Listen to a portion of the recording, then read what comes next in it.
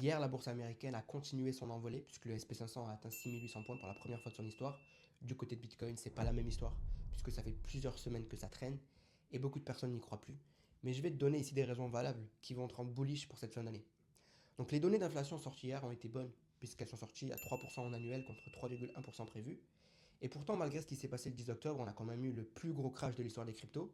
Eh bien, le Bitcoin se maintient au-dessus de ses supports et je pense que ça c'est quand même positif. Powell, il a aussi fait un discours la semaine dernière. Il aurait pu enfoncer le clou et éteindre le marché, mais il l'a pas fait. Et puis les données d'inflation sorties hier auraient pu empirer les choses, mais c'est pas le cas. Donc le fait que ça tienne sur Bitcoin, malgré la grosse volatilité qu'on a eue, pour moi c'est déjà une petite victoire. Et c'est un signe assez gros pour espérer qu'il se passe quelque chose de phénoménal sur le mois de novembre. Puisque novembre c'est le meilleur mois de l'année pour les cryptos. Bref, les deux gros événements macro qui bloquent les cryptos en ce moment, ça reste la fermeture du gouvernement américain et l'accord commercial USA-Chine qui n'est pas encore acté. Mais quand on sait ça et qu'on se penche sur les faits, on sait que la fermeture du gouvernement la plus longue de l'histoire, ça a été 35 jours. Aujourd'hui, ça fait 25 jours que le gouvernement est fermé. Donc on peut se dire qu'au maximum, ça va durer encore 10 jours. Et ensuite, on sait que Trump va rencontrer Xi, le président chinois, la semaine prochaine, le jeudi 30 octobre. Donc bon, pour ces deux éléments, on semblerait quand même aller vers la bonne direction. Donc pour moi, tant que le marché tient les supports au-delà des 102 000 dollars sur Bitcoin, en fermeture du mois d'octobre, on aura un beau mois de novembre. Mais il faut tenir les supports. À côté de ça, Trump a nommé hier la personne pro-crypto Michael Selig à la tête de la CFTC. Donc ça encore, ça peut être bullish pour le mois de novembre.